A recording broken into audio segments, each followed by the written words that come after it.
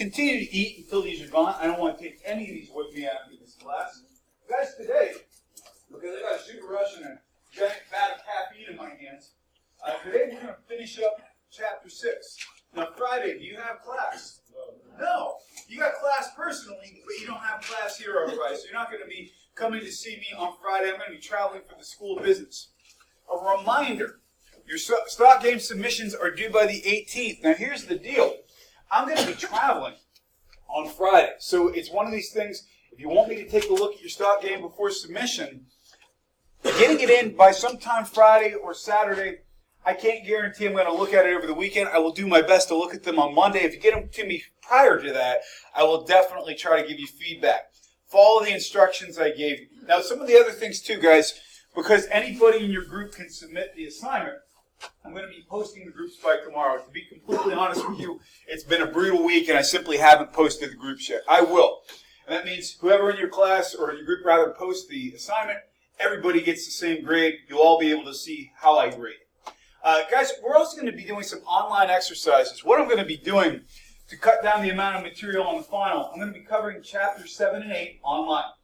Now here's the deal. I'll post those by tomorrow. You're going to watch a YouTube video that covers the chapter. You're going to take a brief quiz, open book, open notes, and it counts as a full test grade. Meaning, if you screwed up your first test, here's a way to get a 100% and boost your test grade. So I encourage you to take that very seriously. I'll be posting that tomorrow and emailing you instructions. Now guys, next Friday, we're going to do our second test in this class. We're going to finish the material for the second test, and I'm going to give you all kinds of time to study for it because I know you're working on your stock games.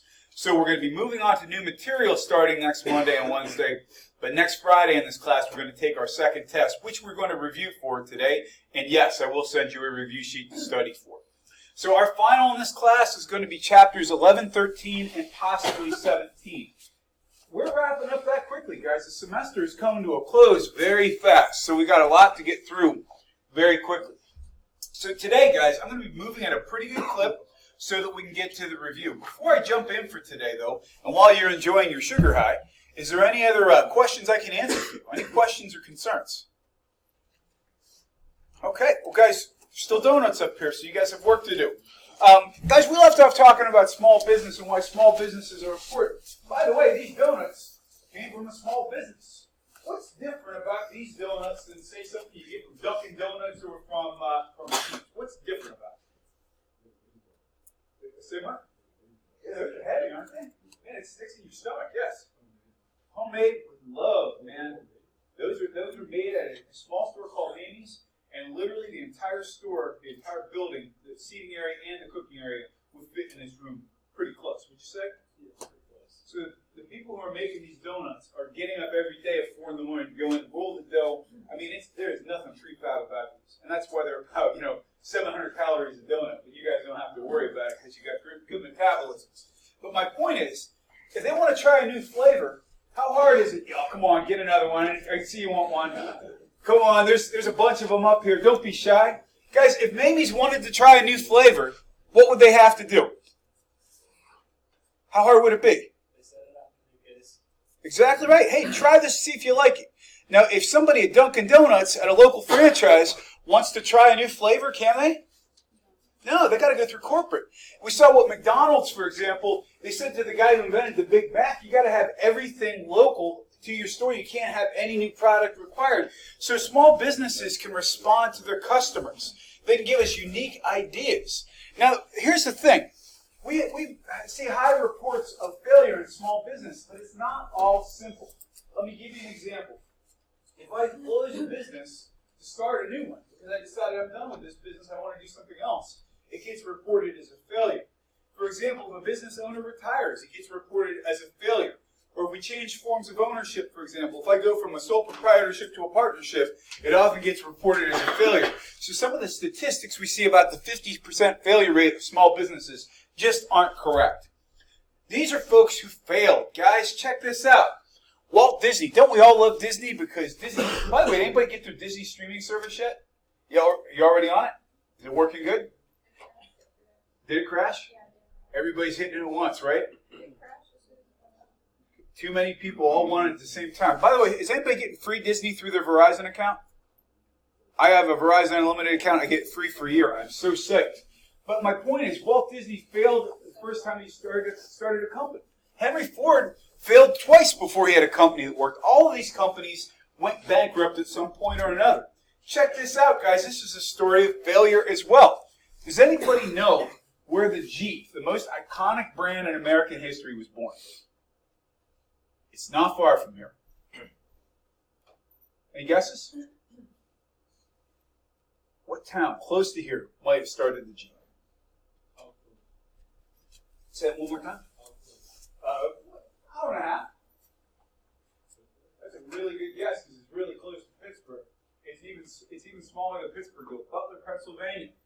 The Bantam Motor Company. What you're seeing right here is one of the first prototypes of the Jeep, which was created to respond to the need to be mobile on undeveloped roads in World War II.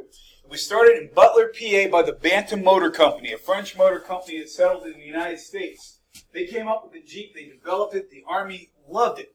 They didn't, however, have the scale of manufacturing to be able to ramp up for the war effort. So the design they came up with got put out and licensed to a company called Willys. And if you want to know why the Willys Jeep is referred to as the first mass production Jeep, that's why. You know who else made Jeeps during the war, during the Vietnam War, by the way? Another auto manufacturer made Jeeps. Anybody know who that is? Any guesses? It's one of the big three. Who else? Yes? Mahindra did in other countries, but in the United States we had another manufacturer. Good guess. AM General actually was a partnership later on where the Hummer came from. But Ford actually made Jeeps during the 1960s. If you see a Jeep where the grille is not vertical but it's horizontal, they call that the Ford Mule. And that was the Ford version of the Jeep made under the same kind of licensing, for example. So why do small businesses fail? Well, part of it is we can't respond with big money. You sometimes have to come up with money on your own. You have to finance, you have to come up with ways to keep your own operations up and going. Sometimes big companies put small companies out of business. For example, what's one big company in the United States who gets blamed for killing small business left and right? Amazon for sure, because you can buy everything on there. They're not always the cheapest, but they have the best selection. Who else in a bricks and mortar form kills a lot of stores? Sorry? Walmart. Yeah, absolutely correct. And they're the biggest physical retailer in the United States. So things that basically kill businesses. If you buy too much on credit, if you overextend what money you have, if you don't understand your customers and your own business.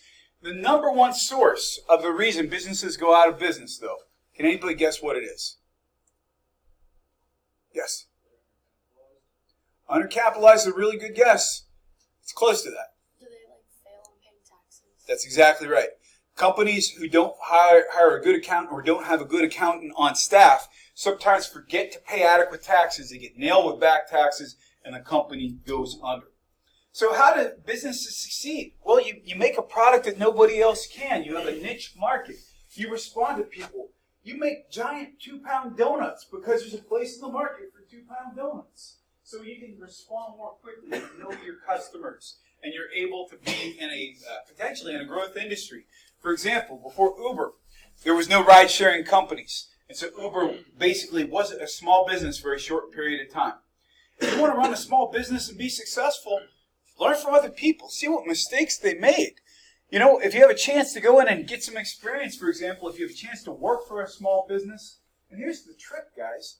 A lot of companies, for example, we have family businesses, and sometimes nobody in the family wants to take it over. You can swoop in as an employee and take over a successful business if somebody's retiring. Why not? Why not be somebody's heir?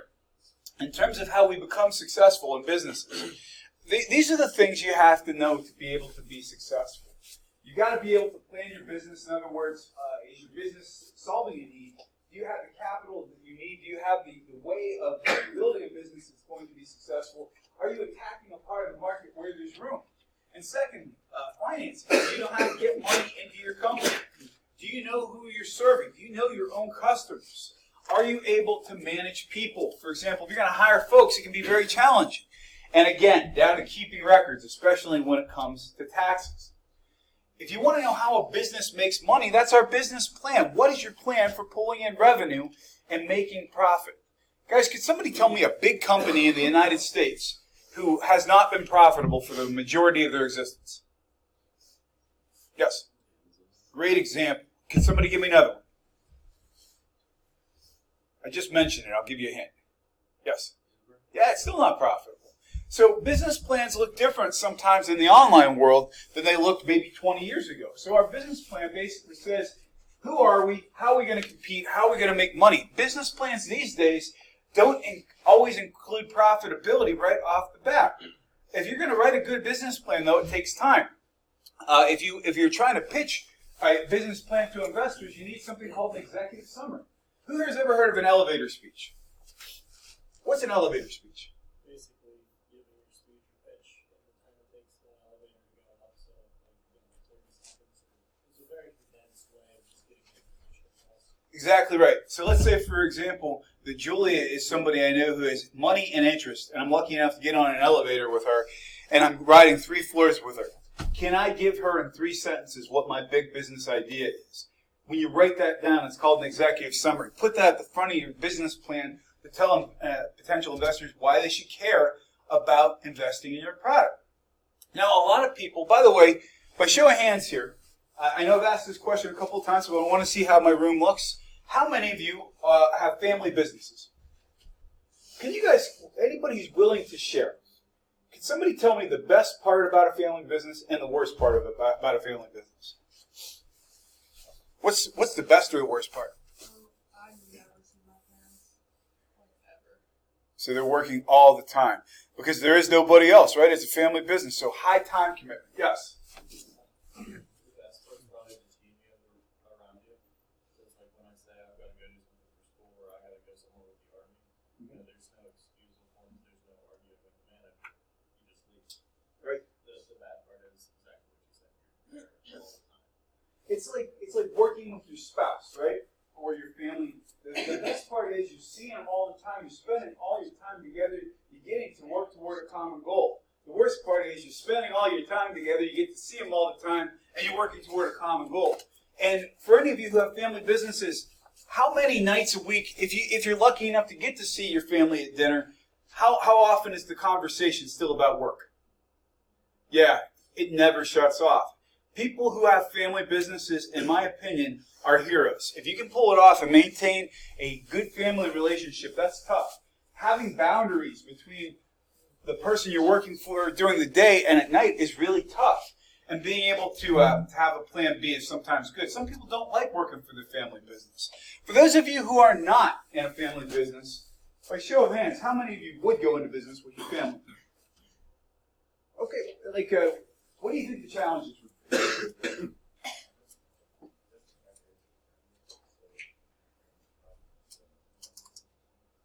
So it's tough to make decisions who's doing what, too, right? If I brought my brother in here, for example, my brother is my twin. He would argue with a fence post, as the old expression goes. If I say it, it doesn't mean anything because I'm his brother and he knows better than I do about everything. If we had to go into business together, I have this fear that one of us wouldn't walk out of a room someday because we kill each other. It's very difficult to manage people who you're also related to because you have extended relationships as well. However, sometimes these folks can also be good sources of funding. Remember we talked about Jeff Bezos. Where did he get his money for Amazon to start up?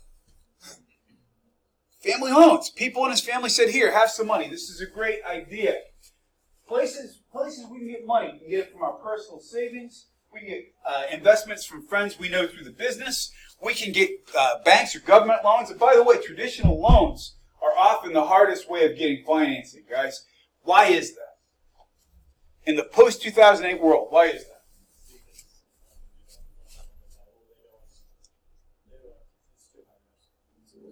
Banks in 2019 and beyond are very risk-averse.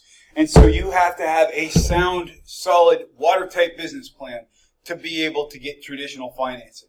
However, the government occasionally will give out loans, zero-interest loans, for example, and we also have what we refer to as an angel investor.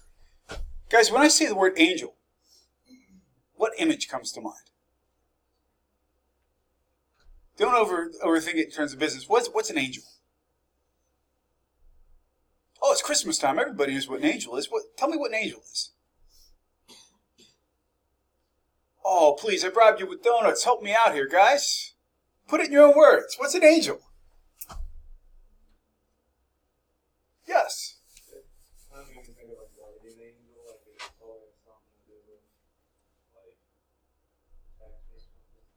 That's a fantastic answer. An angel comes in and swoops in and saves the day. Or if you're St. Michael the Archangel, you're going to stab the serpent, for example. But angel investors are people who basically say, we like your business idea. Therefore, we're going to give you some money just because we like your idea. We may want our money back out, but we're going to give you the money with very few strings attached. That's different than a venture capitalist. Who here has ever watched the show Shark Tank? Why do those folks invest in those businesses? What do they want back? They'll end up with like shares or like royalties after. That's exactly right. So if they're going to give you money, they want something in return. That's the difference with an angel investor.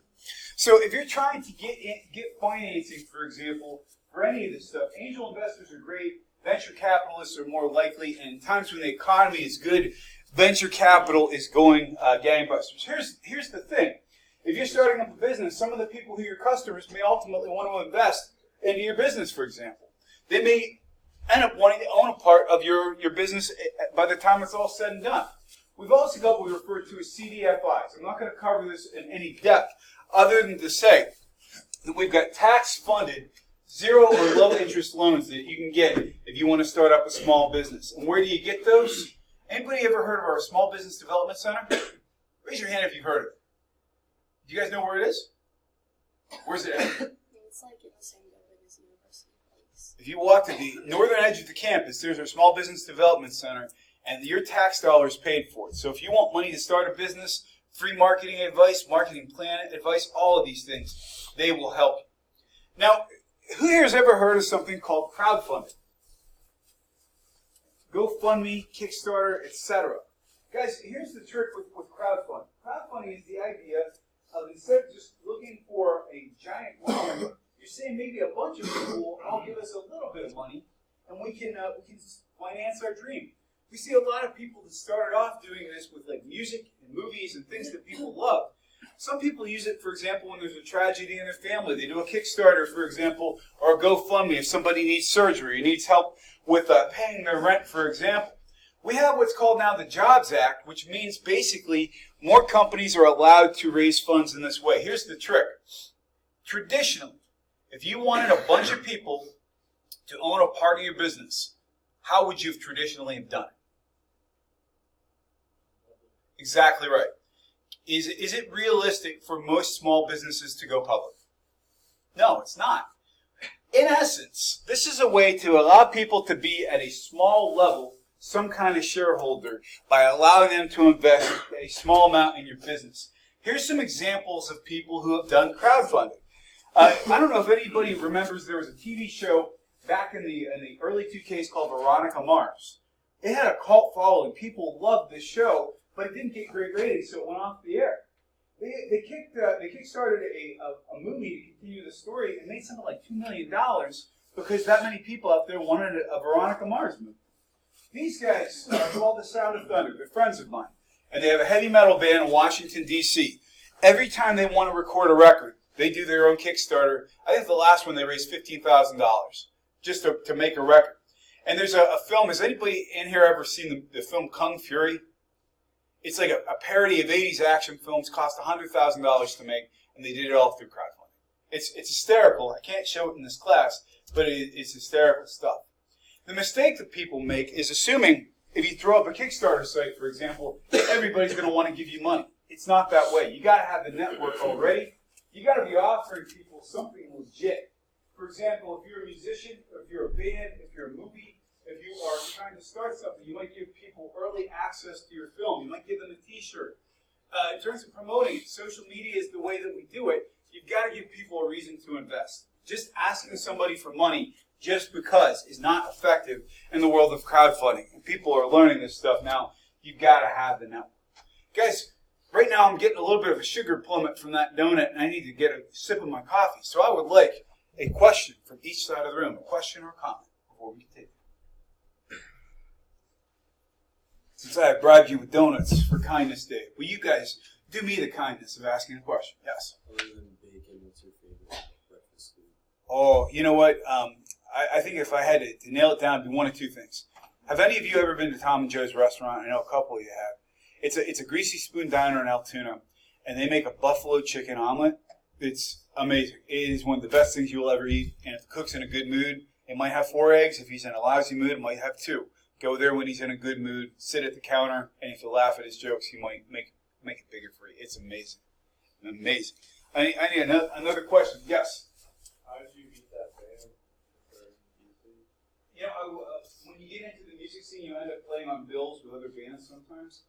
And I was in a heavy metal band called Lies Incorporated, and we played a show with them. Actually, they came to Johnstown. We were their opening act. Became friends, played a few shows together. Really nice folks. And all those folks are like working professionals too. The lead singer's a graphic artist. The guitar player's an anthropologist. I mean, they're like highly educated people who just like playing heavy metal. So it was really cool to meet them. You wouldn't believe how small the world is, guys. You start networking and talking to people, you're only a couple of steps away from the most famous people in the world. And I guarantee that people in this building know people who are famous. You wouldn't believe how the world works that way. Good questions, guys. In terms of the Small Business Administration, since we talked about the Small Business Development Center up on campus, the SBA basically is a tax-funded entity that's there so you can get help starting a business. And they started back in the 1960s. They started doing micro-lending in the 1990s, meaning you can get zero interest or low interest loans to start a business. This stuff is administered through what we refer to as a small business investment company. All I want you to know from these slides is that your tax dollars pay for a small business administration to help you start a small business. And again, SBDCs are the outreach. If you walk to the northern part of campus, you can walk into the SBDC and they will help you start a business if you want to start a business, whether it's for-profit or non-profit. Some of the services they offer, for example, they can give you loans, they can give you microloans, they can help you with business consulting. The list of their services goes on. Other ways that you can get advice, for example, the entrepreneurship.org site is a wonderful place to get advice on how to start a business. And there's also these leagues of retired professionals, people who have retired with lots of money in their wallet and just want to help you. They want to help you start a business, for example. If you want to know where SBDC is, here's a picture of it. Take a walk up there sometime.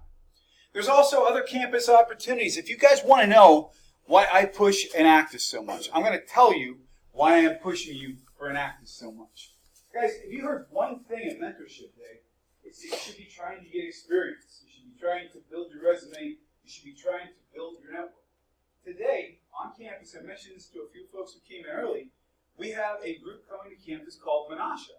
Menasha is one of the largest companies you've never heard of. They make what we refer to as packaged goods. Meaning, if you buy a package of paper plates in a store, they may have been the folks who actually packaged it. If you bought an iPhone, they may have been the folks who actually packaged it. If you buy a box of frozen fish sticks, they may have been the folks who actually packaged it. We got a grant from them for Enactus for our students to be able to help them recruit what they refer to as second chance populations. So we're going to be developing tools with our students here, how we can get folks who may have been incarcerated, folks with questionable work histories, folks who need a second chance back into the workforce. Who's going to be doing that work? Students here at St. Francis are going to be building networks and connections with one of the largest companies in the United States while they're in school. That's why it's important to get involved with clubs like Enactus. The Investment Club, another great idea. The Francis Fund, we do microlending, another great idea. Getting involved with SGA and managing somebody else's money is another good idea. We talked about knowing your customer. You also got to know how big your market is.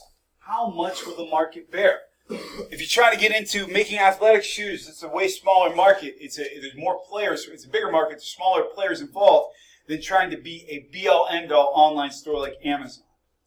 If you're going to have a small business, chances are at some point or another, you're also going to have employees. And you're going to have to learn how to manage them and treat them how they want to be treated. Guys, let's say, for example, we have two companies. We've got Ford Motor Company, and we've got Smith Meyer Superette. What's going to be the difference in the way the employees are managed and compensated at either location? Yes? It's going to be dictated by policy. Exactly right. Somebody who is working at Smith Myers is never going to get rich working there. So if you're the boss, you've got to come up with ways to motivate people that maybe are not just based around pay. If you're Ford Motor Company and you have boundless resources, you also probably have a higher pay structure. You also have more limitations in terms of what you can and can't do. It's different managing employees in a small business. Again, we mentioned earlier that you better be able to keep track of where your money's going. The number one reason companies, and particularly small businesses, close down are because they're not reporting their taxes accurately. It's also good to have a lawyer, guys. Do you remember in class on Monday, I kind of faked an accident. What happened on Monday in class where I faked an accident? I fell. I made myself trip over my dog, for example. And if my company had not consulted a lawyer to be able to say, what do you need to do to set up a home work arrangement, I could have sued them and really had a problem. Let's say, for example, somebody's visiting campus and we have ice out there today and they slip and fall and break their leg. Who's liable? St. Francis is liable. Those are the kinds of reasons you have a lawyer. If you're starting a company, for example, let's say, for example, Mamie's, my wife got me this wonderful squirrel cookie today because that's kind of her nickname for me, so I got a squirrel cookie. Well, let's say, for example, I had something in here that was an allergen, and I was allergic to it. It said it had no peanuts, but it has a peanut in it. Could I sue the company? Yeah, if they said there's no peanuts in it and there's a peanut in it, yes, I could sue the company. A lawyer helps protect companies against those kinds of lawsuits. In terms of being able to get help on this stuff, doing some sort of a marketing research study, if you're trying to get word out about your company, a few posts on social media and Facebook is not enough. You're going to have to know how to reach the client base that you want to reach. And again, in terms of other people whose services you'd want to enlist, whether or not you're using traditional financing, a good relationship with your local bank is important. Having an insurance agent, making sure that you have business level insurance, and also keeping in touch with some of the networking groups, your Rotaries, your Service Corps of Retired Executives. All these things are important. Guys, here's an example of why insurance is so important. Let's say, for example, I decided I wanted to start a guitar repair shop out of my house. Could I run into issues with my homeowner's insurance? And why? Why would I run into issues potentially? Because anything that happens to your house, they might not cover because they're going to say this is not a house. And they also may say I have higher degrees of liability because instead of just my wife and my dog coming in and out of the house, now I've got customers. I had a friend who had a recording studio, and he was switching his homeowner's insurance to another company. He ran the studio out of his house. His insurer dropped him, saying it's too high risk because you're going to have too many people in and out of your house doing recordings. So he had to go to a new insurer to be able to continue doing what he did. We're coming to the end of this, guys. We're almost through the material, and we're going to be getting into a review. Guys, we know that small business is a higher percentage of businesses in the United States. The trick is a lot of businesses now, even super small businesses, are selling international. And small business, the folks who are operating something out of their home, ultimately may still be operating. Guys, before we do our review, and this is a review of all the chapters on this exam, so it will be a substantial review over the next 10 minutes or so, what question would you like to ask? I need at least one good question from each side of the room before we can get into our review. So who would like to ask a question on this side of the room? Or make a statement? It's all fair game, folks. Yes, sir. Is it exam 50 points again? It's actually going to be 60 points because it's 4 chapters. So we had a question back here too, though. Hey, that's okay. It's a good question. We need one question from this side of the room now, then we can get into the review. What question do you guys have, sir? I think that sometimes you just got to say, man, next year might be better. Yeah, who knows? I mean, I don't know what to think about it. Now, what are your thoughts? I think Mason Rudolph is very underrated quarterback. I think we need new coordinators because our coaches are terrible. I also think they see what's lost because the games we've lost to are ranked first, third, seventh, and I believe the first, second, third, and seventh teams in the NFL. And those are our only losses of the season, and we should have won probably 3. I'm just feeling that. I still think that we have a legitimate shot. the psychology is the part that concerns me. I'm not feeling the momentum, you know, and everybody's down because Ben's not out there and everything else. What do you think? We get the momentum back? I think we have to. One like 4 games in a row. The people who are like diehard fans in my family and stuff aren't talking about it. They're not talking enthusiastically about it. So I hope you're right, though. I hope you're right. All right, guys, we're going to jump into our test 2 review, and because I'm an old deaf man, I'm going to ask you to answer loudly and clearly. All right, we're going to start off with Chapter 19, because that's where we come from, guys. What markets handle the sale of new securities? Is it secondary, initial, primary, or auxiliary? C is correct. The first offering of a corporation stock, what do we call it? It's an IPO, baby. All right, an organization whose members can buy and sell securities on behalf of companies and individual investors. Is that a stock market, a stock exchange, an institutional investor, or an angel investor? It is B.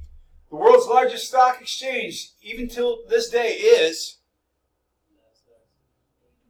It is actually the New York Stock Exchange still. A condensed version of an economic and financial info that a company must file with the SEC before issuing stock. Is that an IPO, initial filing, SEC report, or prospectus? What kind of blanks do you have for the future? D. Think about that. You have prospects for the future, you got a prospectus. Your evidence of stock ownership, is that stocks, dividends, certificate, or prospectus? You've got it, even if it's not paper, if it's digital. True or false, companies who sell stock are legally required to pay dividends? That is false. Which of the following is not an advantage of a company issuing stock? Is it stockholders or owners of a firm never have to be repaid the investment? There's no legal obligation to pay dividends. Issuing stock can improve a firm's balance sheet where shareholders have voting right, which is not an advantage to the company. D. Somebody can take a company from you. True or false, holders of preferred stock have significant voting power? That is false. All right, the principal of a bond is what? Is it the face value, the interest rate, the payoff amount, or the value after interest? It is the face value. Which of the following is not an advantage of a company issuing bonds? Bond interest is tax deductible. Bonds are temporary and have to be repaid. Bonds can be repaid before the maturity date, or paying interest on bonds is a legal obligation, which is not an advantage to the company. D is correct. True or false, CAA/CCC and lower bonds are considered junk? That is false. Anybody know what it is? Correctamundo. True or false, convertible bonds permit bond issuers to pay off the principal before the maturity date? Is that true or false? Or is there another C word? What is it, guys? It is callable. Very good. The expected return on investment, usually over the period of 1 year. Is that rate of return, yield, liquidity, or payoff? It is yield. Rate of return is the rate in which you're getting it, but yield is the actual amount you're getting.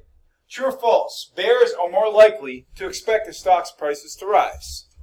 All those damn bears are out there hibernating right now because it's cold. Stocks that pay regular dividends and have consistent price appreciation, are they penny, blue chip, income, or preferred? They're blue chip. All right. An organization that buys stocks and bonds and sells shares in those securities, is that a stockbroker, a mutual fund, an electronically traded fund, or a stock exchange? Say it loud. It is B. It's a mutual fund. If you said electronically traded fund, I'd give you the credit for that one too, though. It's similar enough. True or false, preferred stock is a less risky investment than a bond? It is false. Bonds have to be repaid. All right, that got us through Chapter 19. Up next is Chapter 4. All right. What car exploded when you rear-ended it? The Ford Pinto. Look at this beautiful car. A fraud by paying returns to existing investors from funds contributed by new investors. Is that a scam, Ponzi scheme, bait and switch, or a shell game? It is Ponzi. True or false? By the way, who is the famous investor over the last 15 years who screwed a bunch of folks in a Ponzi scheme? Bernie Madoff. Great name for a scammer. True or false, emphasizing the prevention of unlawful behavior by increasing control and preventing wrongdoing is an integrity-based ethics code. Is that true or false? That is false. What kind is it? It is a compliance-based code. All right, people who report illegal or unethical behaviors, we call them squeaky wheel, snitches, double agents, or whistleblowers. You call them whistleblowers. Snitches get stitches, but we're talking about whistleblowers. True or false? Letting your coworkers slack on the job is probably ethical, so long as you're doing your job. That is indeed false. The concern businesses have for the welfare of society is that philanthropy, social initiative, social responsibility, or ethics. It is C. Which of the following is not one of Kennedy's basic rights of consumers? Say it real loud. It is C. Bonus question here. What dolls are pulled from the market for eating kids' hair? Look at these terrible monsters. Trying to make products appear more environmentally friendly than they may actually be is called...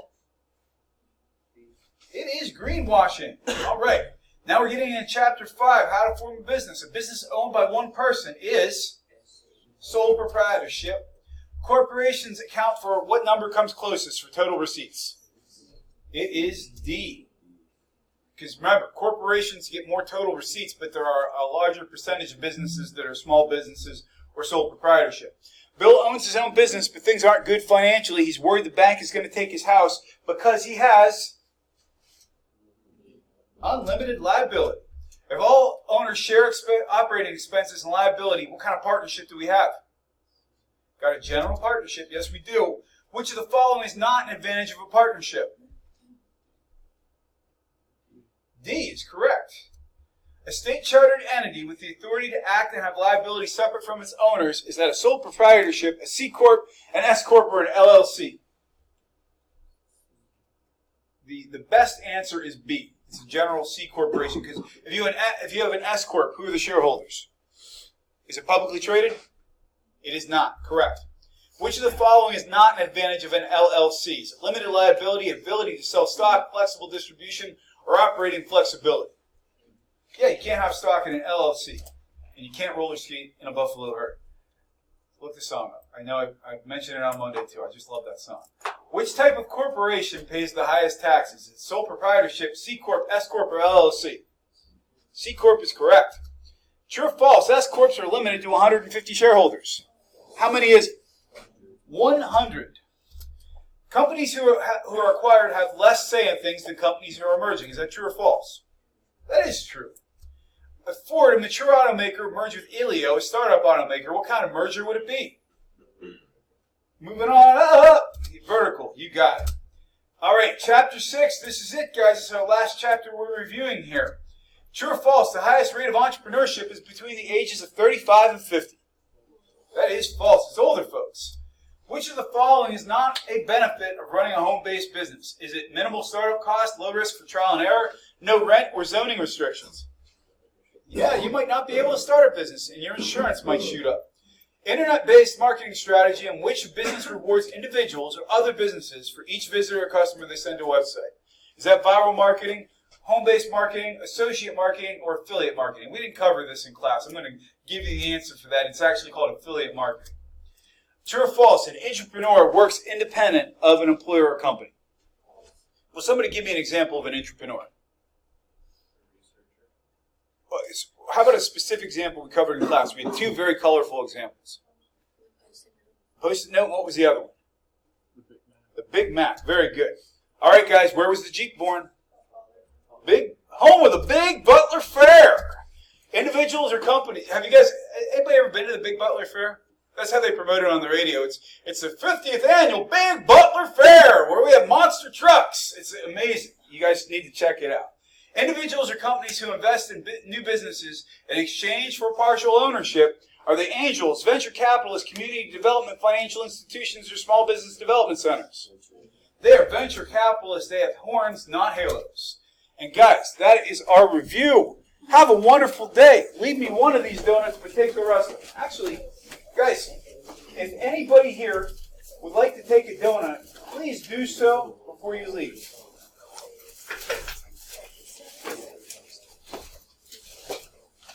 There are a total of 5 donuts up here up for grabs, and I do not want to take them with me.